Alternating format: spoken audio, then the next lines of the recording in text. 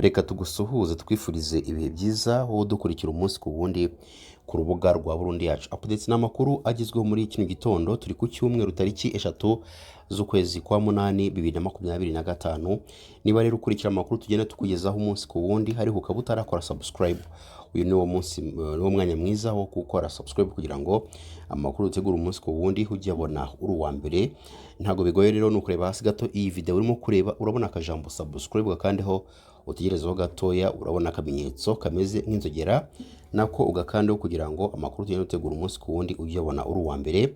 Kuri uyu munsi rero tugiye kubabwira amahano yabaye hagati y'inyeshyamba za M23 ndetse n'umutwe wa Zarendo uhikiwe na leta ya Kongo. Kuri ubu ngubu uyu mutwe wa Zarendo umaze kwandika amateka mu kugira nabi inyeshyamba za M23.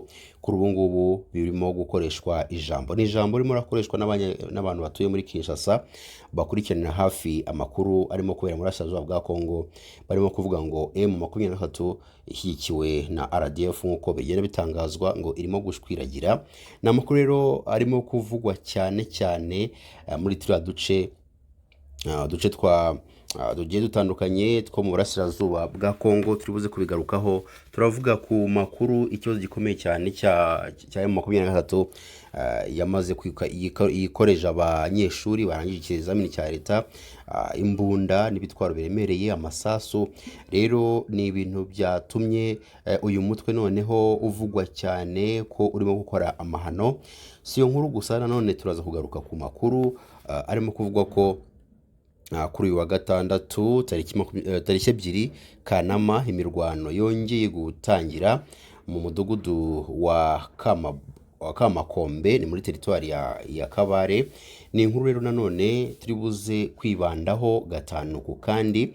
Si iyo nkuru gusa, nanone tugufitiye indi nkuru n'ubundi nanone y'imirwano ikaze yazindutse kuri uyu munsi tariki 3 z'ukwezi kwa munani 2025. Rero ntujye kure kugira ngo ugende usobanukirwa amakuru n'ibiganiro tugenda tugutegurira umunsi ku wundi niba ukurikira amakuru yo mu Burasirazuba bwa Kongo. Tutibagiwe rero kukubwira ngo uze kugira icyumweru cyiza. Rero wowe ukora akazi runaka nawe tukwifuriza akazi keza.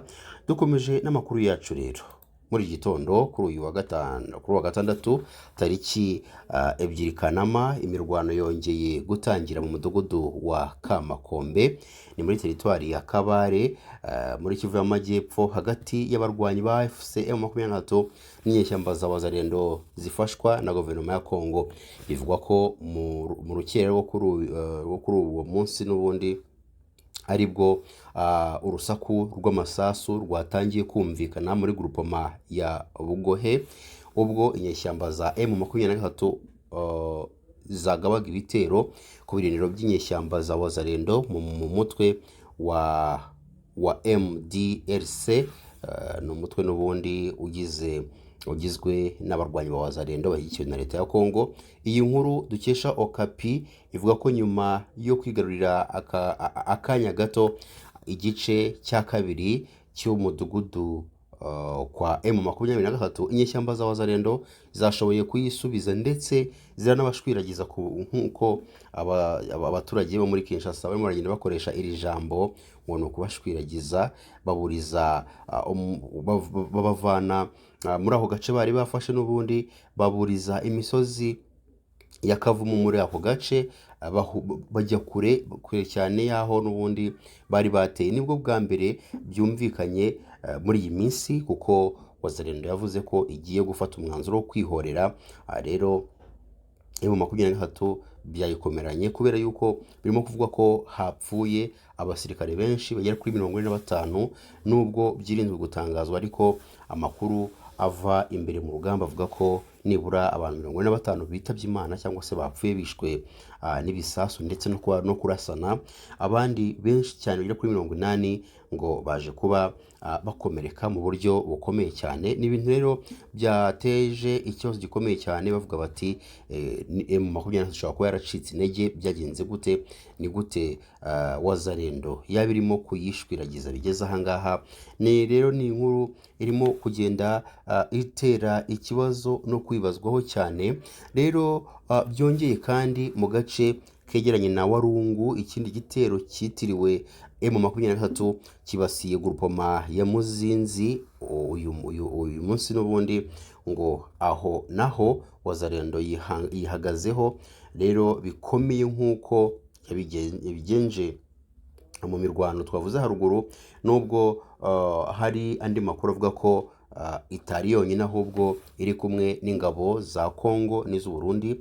Raporo nyinshi zivuga ko habaye impfu no gukomereka cyane, ngo ibintu bikaba bihangayikishije n'abagize societe civile. Iyi mirwano ni ukongera kurenga ku masezerano mashya yasinyiwe i Doha, ibikomeza guteza impagarara mu karere ndetse no guhungabanya amahoro mu ntara Kivu y'Amajyepfo nk'uko bitangazwa n'imiryango itegamiye kuri leta. Mu mwaka wa 2021 Perezida wa Repubulika ya Demokarasi ya Kongo yamaze kuvuga ko ikibazo gikomeye cyane ari M23 mu karere. Rero ese wowe wabyumva gute? Imirwano rero hagati y'inyeshyamba za M23 n'abarwanyi ba Wazalendo ikomeje gutuma imiryango myinshi ihunga igasiga ibyayo ikerekeza mu duce dutandukanye, harimo nk'agace ka Mweso mu bwami bwa Bashiri muri teritwari ya Masisi, Kivu y'Amajyaruguru. Kuri uyu wa gatanu n'uyu wa gatandatu no kuri iki cyumweru tariki ya mbere ya kabiri ya gatatu, abaturage benshi baje ku bwinshi muri uyu mujyi, rero bagerageza guhunga imirwano ikomeje kubera mu bwami bwa Bwito muri teritwari ya Rucuru. Rero ni guhera tariki 25 Nyakanga inyeshyamba za M23 zatangije ibikorwa binini bigamije kurandura burundu abarwanyi ba FDLR ndetse n'abarwanyi n'ubundi ba Wazalendo. Aba bose rero bashyigikiwe na leta ya Kongo. Ibyo byose bikaba byarushijeho kugira ingaruka mbi ku mibereho y'abaturage nk'uko umwe mu bakuru bo muri aho gace babivuga. Abenshi muri aba bavuye mu byabo bakomoka cyane cyane mu midugudu ya Nyarubande n'utundi duce two mu itsinda rya Kihondo mu bwami bwa Bwito. Rero bageze Mweso nta kintu na kimwe bafite, nta bikoresho bafite, nta biribwa cyangwa se ibindi bikenerwa mu buzima bwabo bwa buri munsi bafite. Ni ibibazo bikomeye cyane. Hari imiryango mike yaho itanga ubuhungiro, ariko abenshi barara mu mashuri, cyane cyane ishuri ribanza rya Sera n'ishuri ry'imyuga n'ikoranabuhanga n'ubuvuzi yitwa ITM riherereye Mweso. Kubera rero kubura aho guhungira, bamwe muri abo bavuye mu byabo, cyane cyane abagore batwite n'abana, bakomeje urugendo bajya mu yindi midugudu bituranye, aho ubufasha buboneka ari buke cyane, ndetse amazi meza n'ibiribwa bikaba ari ingume, bikarushaho guhungabanya ubuzima bwabo. Imiryango ya societe civile iraburira ku kibazo gikomeye cy'imibereho mibi abo baturage barimo guhunga bafite, harimo inzara n'indwara bimaze kubugariza mu buryo bukomeye cyane. Barasaba inkunga yihutirwa irimo aho kuba n'ibiribwa ndetse n'amazi meza.